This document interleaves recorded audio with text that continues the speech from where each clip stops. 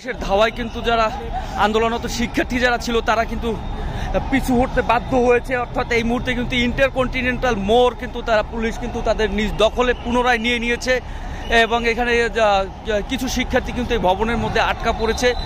তাদেরকে কিন্তু পুলিশ কিন্তু সেভ করার জন্য তাদেরকে ভিতরে থাকতে বলছেন এবং এই মুহূর্তে কাউকে বেরিয়ে আসার জন্য নিষেধ করছেন এবং ভিতরে কিন্তু র্যাবের অবস্থান আমরা দেখতে পাচ্ছি। এবং আপনারা দর্শক, আমি আরেকটু বলতে চাচ্ছি যে এখানে আমরা যে পানিটি দেখতে পাচ্ছেন গরম পানি, এই পানিটি কিন্তু কিছুক্ষণ আগে কিন্তু জলকামান থেকে নিক্ষেপ করা হয়েছিল।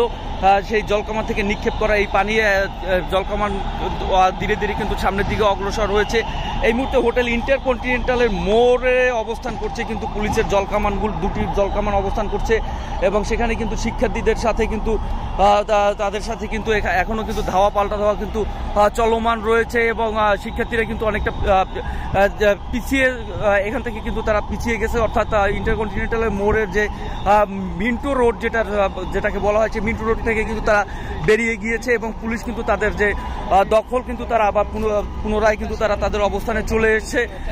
আমরা যেটা দেখতে পাচ্ছি যে এখানে কিন্তু পুলিশের সাথে কিন্তু শিক্ষার্থীদের যে ধাওয়া পাল্টা ধাওয়ার যে চিত্রটি ছিল সেই চিত্রটি কিন্তু এখন কিন্তু কিছুটা হলেও কিন্তু নিবৃত হয়েছে। অর্থাৎ পুলিশ কিন্তু তাদের যে 144 দ্বারা যে এলাকাটা জারি করা রয়েছে সেই জায়গাটায় সেই এলাকাটা কিন্তু তারা পুনরায় দখলে নিচ্ছে। দর্শক, আমরা সামনে কিন্তু যেতে পারছি না কারণ সামনে টিয়ার সেলের ধোঁয়া কিন্তু এখন পর্যন্ত, যে সাউন্ড গ্রেনেডের যে ধোঁয়াগুলো, টিয়ার সেলের ধোঁয়া কিন্তু এখন পর্যন্ত ওখানে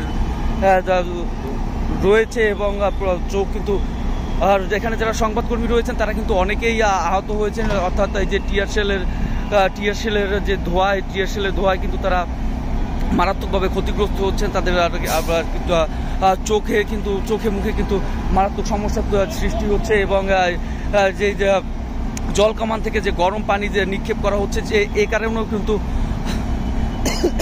অনেক সংবাদকর্মী আহত হয়েছেন। আমরা এই মুহূর্তে দেখতে পাচ্ছি যে এই হোটেল ইন্টারকন্টিনেন্টালের মোড় থেকে কিন্তু আন্দোলনকারী যে প্রকৌশল বিশ্ববিদ্যালয়ের শিক্ষার্থী যারা রয়েছেন তাদেরকে কিন্তু এখান থেকে হটিয়ে পুলিশ তাদের পুনর্দখল করেছেন এবং এখানটায় কিন্তু পুলিশের যে শিক্ষার্থীদের যে আন্দোলনের দাবিটি ছিল, যে কর্মসূচি ছিল, যে প্রধান উপদেষ্টার কার্যালয় যমুনা ঘেরাও কর্মসূচি, যে যমুনা ঘেরাও কর্মসূচিটি কিন্তু আপাতত কিন্তু পুলিশ রুখে দিয়েছে এবং এখানে কিন্তু টিয়ার সেলের ধোঁয়ায় কিন্তু চোখ জ্বলছে। আমরা পরবর্তীতে যুক্ত হব।